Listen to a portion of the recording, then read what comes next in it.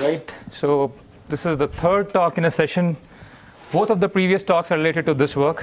These three papers came up simultaneously, and so I'll try to contrast the three papers. So sample complexity of estimating entropy. This is joint work with Jaydev Acharya, Anand Tirtha Suresh, and Alon Orlitsky. This was done while I was at ITA as a postdoc, and now I'm here beginning this January. So why do we want to estimate entropy? Well, in many applications, many applications. I don't know the details of these applications, but there are many of them. All of these applications are papers with very high citations. Okay, so in many applications, people estimate entropy as a measure of randomness. They want to estimate somehow the randomness in the data, which is available, and they assume some kind of generative model there. The usual proxy for measure of randomness in data is entropy, and in particular, it's usually what is this?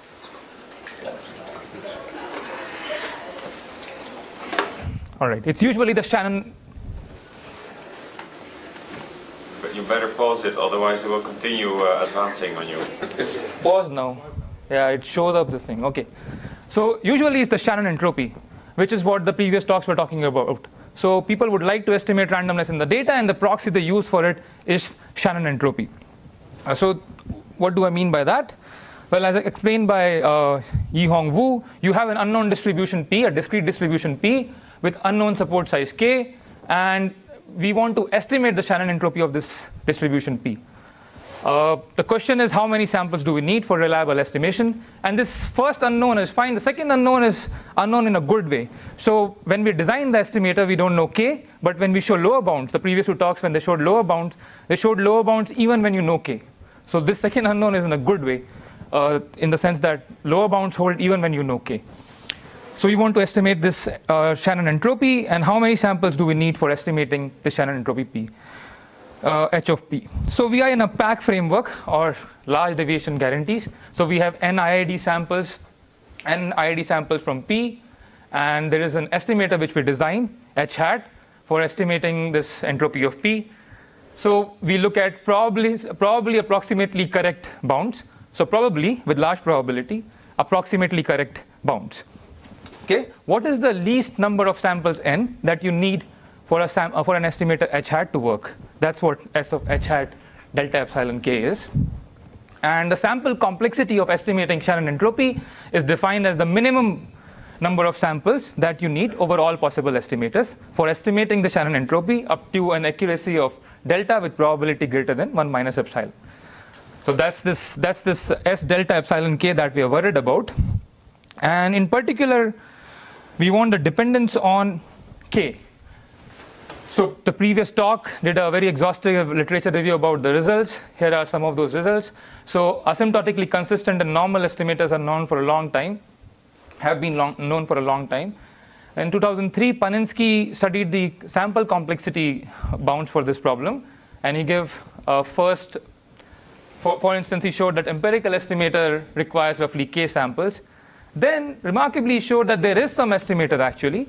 It's a linear estimator, as Yihong explained it. There are these linear estimators. So it's a linear estimator, and it needs less than K samples for estimating entropy. So which is interesting, because you probably don't need to see all the symbols before you estimate entropy. And then in this remarkable paper by Valiant and Valiant, all the three talks call this paper remarkable. So it must really be remarkable. It is really remarkable. In this remarkable paper by Valiant and Valiant, they showed that actually you can estimate entropy using K over log K samples, theta K over log K samples. So both upper and lower bounds, which are off by a constant factor. The proposed estimator was based on linear programming, and you can try reading this paper. It's not the easiest paper to read. So what happened recently in these two papers is a simple proof of the same result was given, and there were some results were sharpened. Okay. So this is what we saw in the previous talk. So here is the result. Estimating Shannon entropy requires K over log K samples. And Gentov mentioned that some people don't care about this log K factor. Yeah, probably most people don't care about the log K factor. So it's not a very good result in the sense that it's a negative result. because it's saying that to estimate entropy, you need roughly as many samples as you need to estimate the distribution itself. With order k samples, you can actually estimate the distribution, and now we are saying we can estimate entropy using k over log k samples. So it's kind of a negative result. Question is, can we do better? Is there some other notion of entropy where we can do better?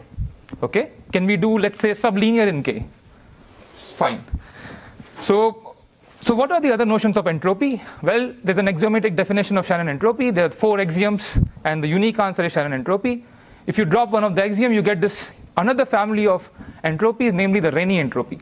Okay, so Rényi entropy is another fundamental measure of randomness. It's defined this way. In fact, in many applications, Rényi entropy is even more fundamental than Shannon entropy. There are many operational significances of Rényi entropy, and in particular in cryptography, Rényi entropy is the fundamental quantity, shows up in the leftover hash lemma, which is the biggest constructive tool for all cryptographic protocols in a way. So it's a more fundamental notion for some applications, and estimating Rényi entropy is of interest in its own right. We don't have to relate it to Shannon entropy as such. On the other hand, if you're just looking for a proxy for measure of randomness, this is a good proxy. So you can work with this. I can sell it to data scientists. Already I sold it to a guy in the department next to my department. There's a neuroscientist. He was estimating Shannon entropy. I told him, why don't you estimate Rényi entropy? He said, sure. So, so you can sell it. It's easy to sell. So another thing is that in the limit alpha going to 1, this converges to Shannon entropy. So that's there. So now the question is, how many samples do we need for estimating Rényi entropy? Just like we asked for Shannon entropy, what is the sample complexity of estimating Rényi entropy? We want dependence on alpha, and we can have dependence on delta and epsilon and k. K is the support size, but we don't really care about epsilon and delta right now because we don't have the answer. We'll only care about that on the dependence of alpha and k. Okay. In particular, we want to know for which alpha is it easiest to estimate the Rényi entropy. All right, that's the question. So the answer, which Rényi entropy is the easiest to estimate? Here are some notations. I just learned that this is called quasi-linear lower bound in the last talk or sometime. So this basically says that S alpha k is the exponent of k is almost beta. So when beta is less than 1, this is called quasi-linear. I didn't know of this formality before today. So basically this says that the exponent is almost k. This one says that you can do it in k to the power beta, and theta notation, we all know what that is. So after this heavy notations, we can now give slightly, we can state our results in slightly better form. So here's the result. If alpha is less than 1, then S alpha k is actually worse than estimating Shannon entropy. It's k to the power 1 over alpha. You need at least k to the power 1 over alpha samples. So it's even worse than linear, it's super linear. On the other hand, if alpha is less than 1, alpha is greater than 1, then you still require linear samples, provided alpha is not integer. So you still require linear samples, and so still there's no good news. We're still as bad as Shannon entropy, but of course there has to be a good news. Paper got accepted somewhere. So the good news is this: alpha greater than 1, alpha integer, you can do really well. You have a theta result. S alpha k is k to the power 1 minus 1 over alpha. So just yeah. Discontinuity. Yeah. So alarming, yeah, disturbing. So I'll come to that. So here is the graph. If I plot the exponent of k for alpha less than 1, this is k to the power 1 over alpha. So the exponent is 1 over alpha, really bad. For alpha greater than 1 non-integer, it's k, so 1 exponent. But there are these jumps at integer values, and in particular, Rényi entropy of order 2 is the easiest to estimate. Requires only square root k samples. So that's why my the guy who sits in this bio center likes Rényi entropy of order 2. Neuro. The center is bio, but it's a neuro guy from Stanford actually. So it requires square root k samples. So discontinuity is alarming, especially because Rényi entropy is continuous in alpha for each fixed distribution p. But I don't know the correct answer why it's there. One thing, it is not uniformly continuous in p. It's only continuous in p. So it's not uniformly continuous for all p. It's continuous in alpha for any fixed p, but Rényi entropy is not uniformly continuous, and so we don't know p. So that's why this jumps can occur. Okay. But the point is, it's very easy to estimate Renyi entropy of integer orders, and in particular, Renyi entropy of order 2 is the easiest to estimate. So now I'll move to the proof. I won't show how to get this log k improvement. This is based on polynomial approximations, which the first two talks talked about. And in fact, if you don't care about this log k improvement, then the empirical estimator achieves these bounds. And for the third one, we'll give us new estimator. The interesting thing here is the lower bound, which are very simple to derive actually. Okay, so this is the result. So just a quick remark about relation to other works, in particular the previous talk. So another related problem is estimating what is called power sum. It was called moments, but that might be confusing. So estimating power sum of a distribution P is just this quantity here. So it's very obvious that estimating Renyi entropy is tantamount to estimating the power sum multiplicatively, so with small multiplicative error. So there's a relation between estimating power sums with additive error and estimating power sum with multiplicative error. It turns out there was already some work about estimating integer moments of frequencies in a sequence with small multiplicative and additive errors. This work was there in 2001. And then what Jiantao talked about was estimating power sums with small additive error. So here is a relation between additive and multiplicative error. If you remember previous talk, I'm sure most of you remember it. So if alpha is less than 1, then the sample complexity for small additive and multiplicative error is comparable. It's almost the same. If alpha is greater than 1, then under additive error you need constantly many samples. On the other hand, our result says that for multiplicative accuracy you need linear if alpha is not integer, and even if alpha is integer you need still k to the power 1 minus 1 over alpha. So they are completely different. The answers are completely different in the regime when alpha is greater than 1, which is the interesting regime for us. And when alpha is less than 1, they are comparable. Okay. One heuristic for this is that actually Renyi entropy for alpha greater than 1 is bounded above by 1 by k to the power alpha minus 1. So it's very small. So if you try to, these power sums are bounded by this. So it's very small already. So if you're looking for small multiplicative additive error, then the quantity itself is very small. So it makes sense to look for small multiplicative error. Okay.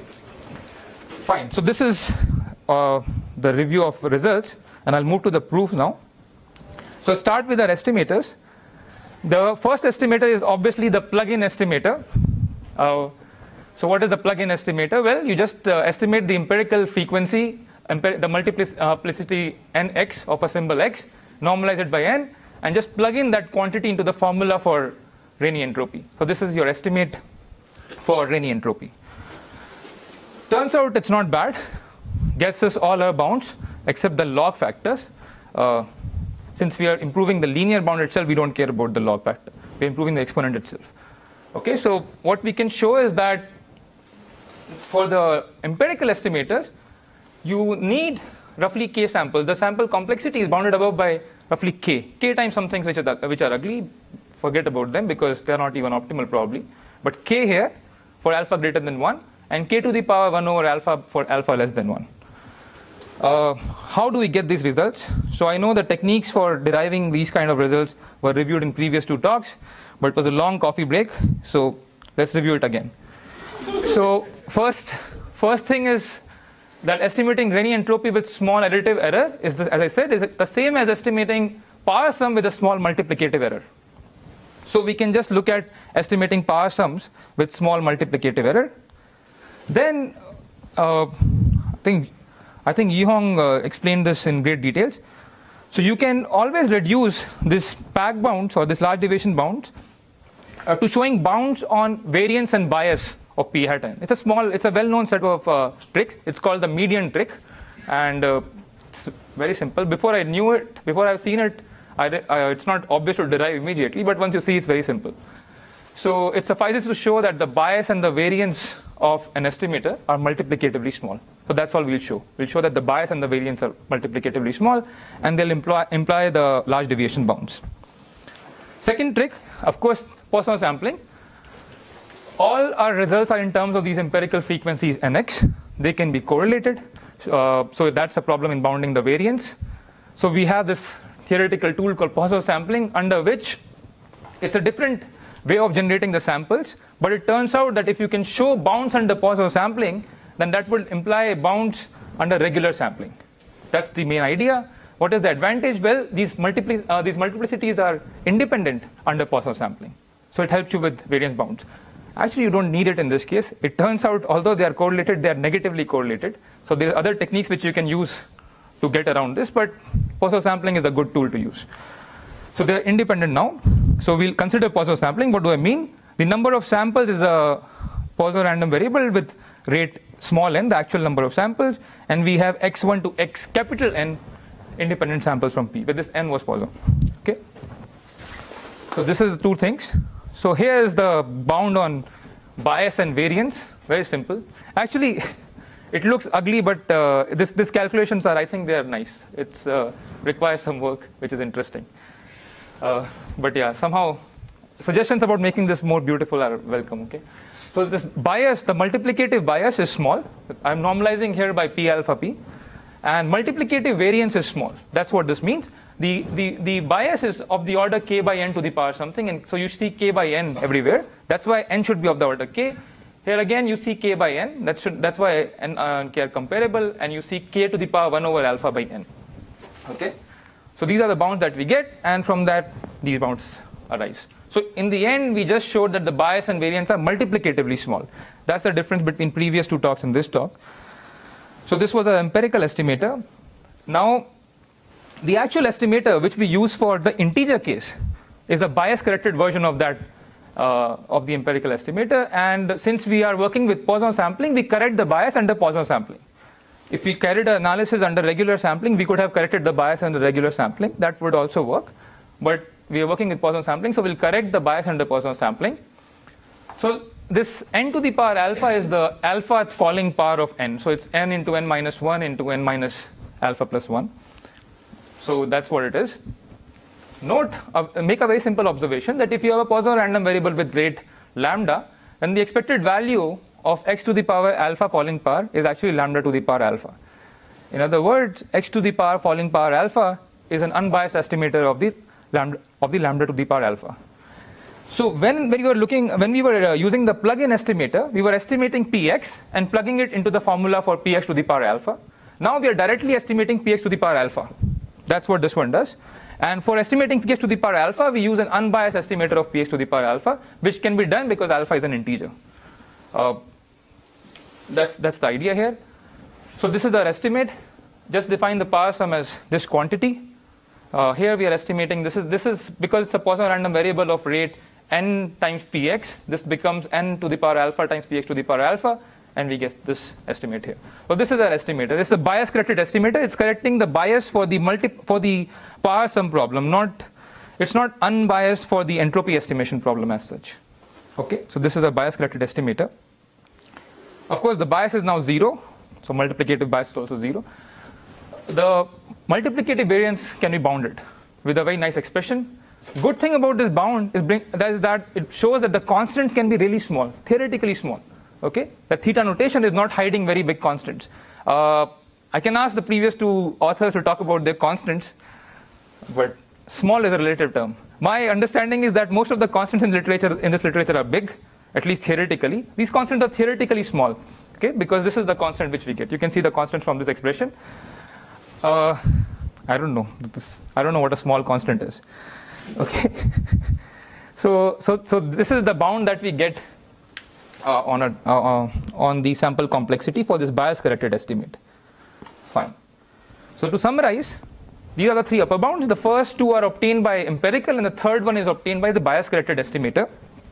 And now we move to the before that. So small constants, just to nail down that we have small constants. Here are some simulation results. The upper graphs are for uniform distribution. The lower ones are for zip distribution. You can see that if you have a distribution with about 10,000 samples, then you start performing really well around 600, 700 samples. So this red line is the median of few estimates. It's the median of few estimates. And in fact, that boosting trick actually uses median of few estimates. So this is actually the estimator that we are using.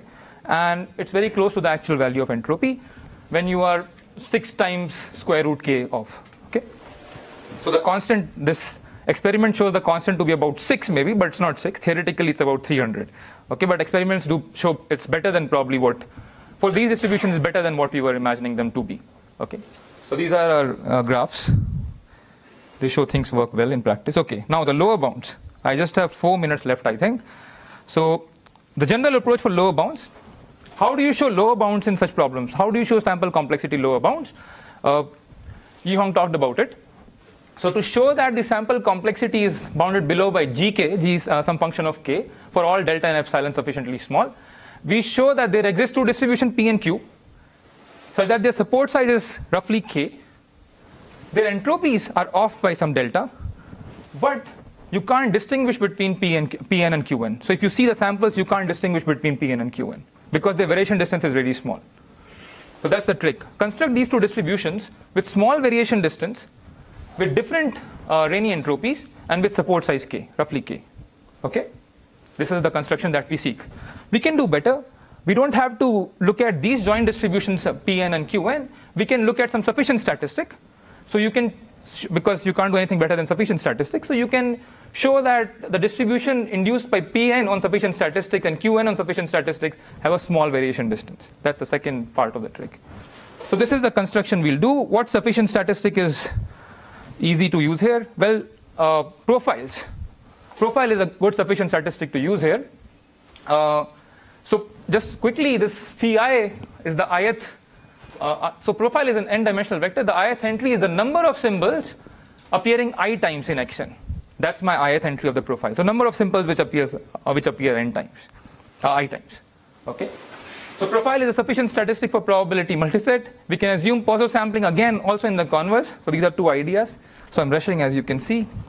So why do we want to use these profiles and under Poisson sampling? Well, again, because of this result U2 Valiant. The result says that it's a very nice result. It bounds the variation distance between two profiles under Poisson sampling. Okay? So suppose you have Poisson sampling. You have two distributions P and Q, and you have some assumptions on them. Under Poisson sampling, the variation distance between the distribution induced on the profiles by P and Q is bounded above by this quantity. The great thing here is that you get this difference of moment showing up here, or difference of power sum showing up here. That's the great thing here. Okay. Okay. So we have this bound. This we know by definition. So how do we construct this P and Q? Here is the construction. P and Q are chosen to be mixtures of D uniform distributions. So take D uniform distributions on disjoint sets and mix them. Mix them by these weights, xi normalized by x and yi normalized by y. This is a mixture construction. So they are mixture of D uniform distributions. That's what a P and Q are. It turns out for these specific distributions, you can exactly evaluate this upper bounds and also evaluate the difference between Rayleigh entropy. So if you look carefully at this upper bound, what you will see is, okay, here is the observation. For these particular choice of x and y, for these distributions, if you have x and y such that their rth norm are equal for r between 1 and m minus 1, then you cannot distinguish between them with fewer than k to the power 1 minus 1 over m samples. So that's from this Valiant upper bound. On the other hand, if you have x alpha different from y alpha, the norm, then their Rayleigh entropies of order alpha are different. Okay. So this is what we want to construct now. We want to construct two vectors x and y, which are of d dimension, such that their rth moments match up to d minus 1 dimension, and their dth norm are different. Okay, and in fact their alpha norms are different for all alpha which are non-integer. So can we give this construction? That's the question. Okay, so this is what we seek, and I'll end with this construction. Okay, so you can try many things for this because it looks like a sophisticated thing about some LR norms, but Jadev here gave a very cute answer to me on WhatsApp. Okay, here is the answer. You start with this polynomial, and these are the roots of polynomials, x1, x2, xd. Now shift this polynomial a little bit. Shift it a bit up. These are your y1, y2, yd. What do you know about the roots y1, y2, yd and x1, x2, xd? Well, since these two polynomials differ just by a constant, the sum of roots do not change, sum of square of roots do not change, the sum of cubes of root do not change, only the sum of dth power of the roots would change by Newton-Girard inequalities, right? So if you take a polynomial and shift it just a little bit, then the new polynomial's roots would have the same sum of roots, same sum of square of roots, same sum of cube of roots. It's just that the sum of dth moment changes. So this is a construction, okay? This is a construction for x and y. Start with any polynomial. Let's say these roots are 1, 2, 3, d, and then just shift it a bit. New roots are y1, y2, yd. So these are y1, y2, yd, and then we mix uniform distributions with these ways. This is a construction is slightly simpler than what Yu Hong talked about. In fact, this is the last slide. Yeah. So this was almost the last slide. So in fact, if you look at Yu Hong's lower bound, it was relating the lower bound to polynomial approximation, but additive approximation. There is no good answer for multiplicatively small uniform approximation. And that's why we can't use the technique here. But the lower bound which we showed was actually much simpler than what he was talking about. It's a very simple proof. Fine. So this is the result. Estimate the Rayleigh entropy of order 2. It just requires order square root k samples. And it's a good proxy for Shannon entropy in whatever application you have. And this graph looks very nice, and these things are discontinuous at integer points. And in general, it's of interest to look at sample complexity of estimating other information measures, such as Rayleigh divergences and other Rayleigh entropies. Okay. That's it.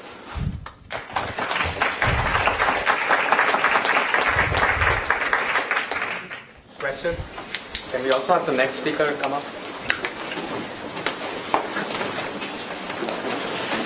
So, just about the discontinuity, what breaks down in your estimate when you smoothly change one of the other? We don't know P, right?